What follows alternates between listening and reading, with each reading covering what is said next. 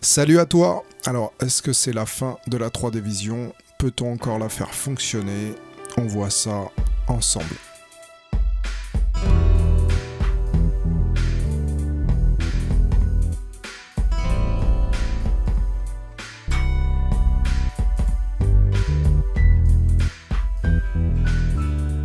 Alors, est-ce vraiment la fin de 3D Vision?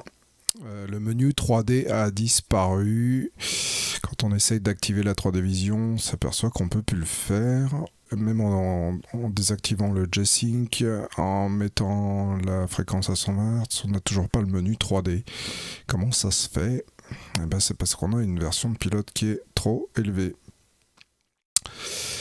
C'est vraiment la fin de la 3D Vision? Oui, clairement, depuis avril 2019, c'est fini. Nvidia ne supportera plus, ne permettra plus d'activer cette fonctionnalité comme c'est inscrit dans le patch note de la version 430 du pilote. Alors comment on fait?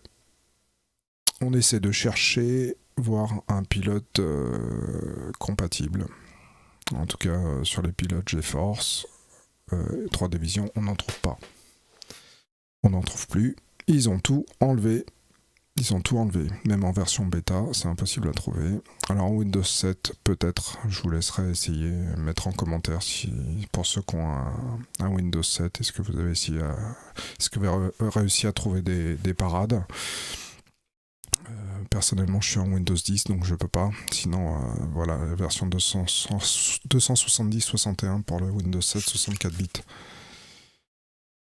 J'ai essayé quand même de contourner en installant que la partie NV3D Vision du pilote 425-31, qui est donc le dernier pilote en date. On va le voir un petit peu après.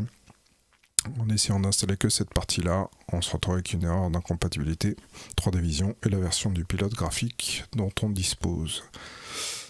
Alors, comme je disais, on peut encore la faire fonctionner en installant un pilote compatible, la 425-31, la base 418, qui permet encore de profiter de la 3D Vision. On voit bien le matériel qui est supporté aussi par ce driver. C'est vraiment le dernier pilote Nvidia qui permet de le faire. Avec un pilote supérieur, vous n'y arriverez normalement pas. Ou alors indiquez-le moi en commentaire et puis on mettra tout ça à jour. Ça peut être pas mal parce que l'inconvénient du coup d'installer un pilote plus ancien, c'est que dans le temps on ne profitera pas des mises à jour évidemment des nouvelles versions. Ou alors il va falloir désinstaller le pilote et réinstaller à chaque fois le pilote 425-31 quand on veut faire de la 3D, etc. etc. avec les divers bugs que ça peut engendrer aussi et instabilité de changer de pilote sans arrêt. C'est plutôt pas confortable, mais c'est comme ça. Ça fait 10 ans, hein, c'est sorti en 2008, 3D Vision. On est en 2019. Malheureusement, c'était une super technologie, mais il n'y a pas eu suffisamment de suivi, on va dire, au niveau des éditeurs, parce que Nvidia quand même continue à mettre des profils, mais les jeux 3D Vision purs restent assez peu nombreux. Donc l'installation du pilote 425-31, vous êtes obligé d'installer le pilote graphique quand vous le faites. Si vous partez d'une version supérieure, comme je l'ai fait avec la 430-64 dans mon cas, on peut quand même décocher certains éléments pour éviter de les rétrograder. Il y en a d'autres où vous n'aurez pas le choix, comme le pilote 3D Vision, le pilote 3D du contrôleur également, le NGX, et puis du coup évidemment le pilote graphique. Vous pouvez pas, vous êtes obligé de le rétrograder. Comme on dit, vous laissez continuer, on redémarre une fois que c'est installé correctement. La configuration nécessaire. Donc je vais faire un petit rappel en même temps, et puis je vous inclus des pages du site d'origine qui auront peut-être disparu au moment où vous allez voir cette vidéo. Et ça rappellera peut-être des souvenirs à certains. Donc le kit 3D Vision qui est nécessaire pour pouvoir en profiter. Évidemment, il était composé du récepteur, des lunettes, des supports pour le nez, une petite pochette de rangement, des cordons, un cordon USB et puis un cordon de synchronisation aussi pour le VESA, je crois, des écrans un peu plus anciens. Le kit, évidemment, à trouver en neuf, ça va être très très compliqué. Déjà à l'heure actuelle, c'est compliqué, voire impossible à trouver en neuf. C'est le marché de l'occasion, obligatoirement. Ensuite, il faut un écran compatible 3D Vision aussi. C'est pour ça que c'était une technologie assez exigeante. Parce qu'il fallait quand même un peu de matériel, une bonne config pour pouvoir faire tourner le jeu presque 2 fois, pour l'afficher sur chaque œil. 3D Vision 1 ou 2 avec les technologies Light Boost sur la version 2 qui permet d'être plus lumineux. Je vous ai mis une petite liste des écrans à l'heure actuelle qui sont encore compatibles 3D Vision. La carte graphique, donc idem, la série RTX 20, les 2060, 2070, 2080 permettent encore de profiter de la 3D Vision. On verra ce qu'il en sera pour les technologies futures. Et évidemment, le pilote NVIDIA en version 425-31, je vous mets les liens dans la description pour récupérer tout ça.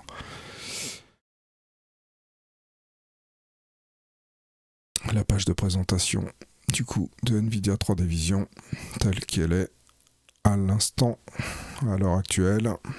Voilà, encore une fois, est-ce que ça va être enlevé ou est-ce que ça va rester gravé sur le site de NVIDIA en souvenir? En tout cas, on peut en profiter encore un peu ici. Voilà, savoir que ça monte pas au-dessus de 120 Hz, hein, donc c'est pas la peine de prendre un écran 3D 240 Hz, ça ne servira strictement à rien. Alors, la partie initialisation, donc une fois que le pilote est installé, il faut se rendre dans le panneau de configuration NVIDIA. Donc on va mettre la résolution, la fréquence de rafraîchissement à 120 Hz. Il faudra un écran absolument connecté en DVI-D ou en DisplayPort.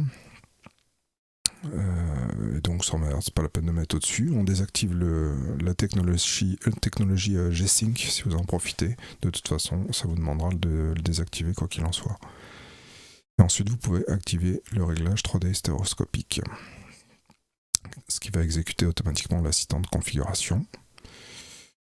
Donc on se retrouve avec le récepteur, l'écran et les lunettes 3D sous la main. On sélectionne, on fait suivant. Connecter le récepteur, vous pouvez le connecter aussi avant, c'est pas gênant. On fait suivant.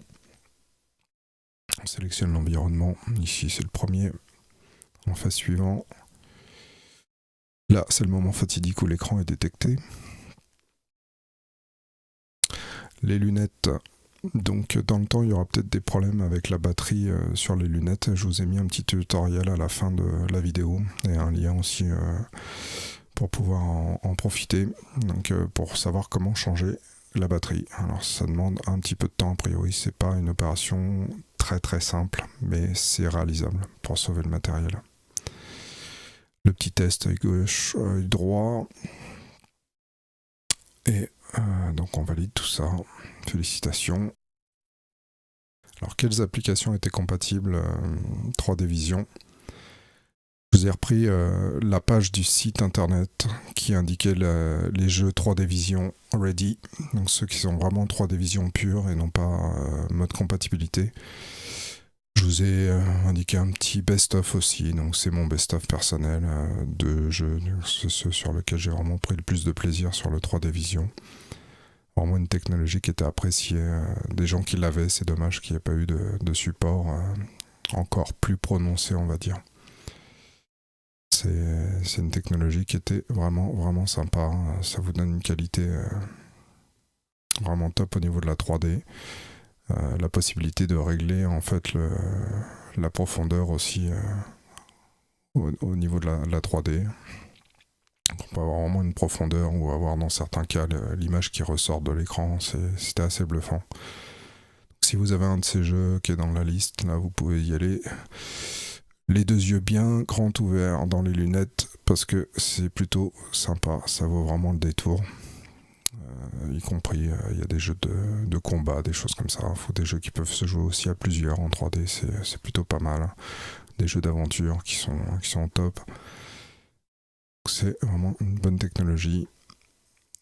C'était en tout cas, donc c'est vraiment dommage que ce soit arrêté. C'est comme ça. Ça fait une bonne dizaine d'années. Donc voilà. C'est la possibilité du coup de regarder des films 3D. Pour ça, je l'ai pas trop exploité, mais il y a un petit logiciel qui était pas mal, c'est S-View. Assez gourmand en ressources quand même, mais ça permettait de faire des réglages assez précis. Le petit tutoriel pour remplacer la batterie, alors je vous ai fait une petite partie de traduction. Et puis vous avez le texte original, je mettrai le lien dans la description.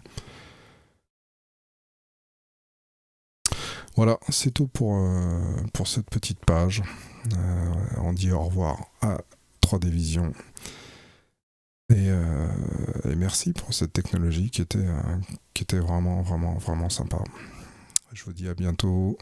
Si vous avez aimé cette vidéo, faites-le moi savoir. Et je vous dis à une prochaine. Allez, ciao.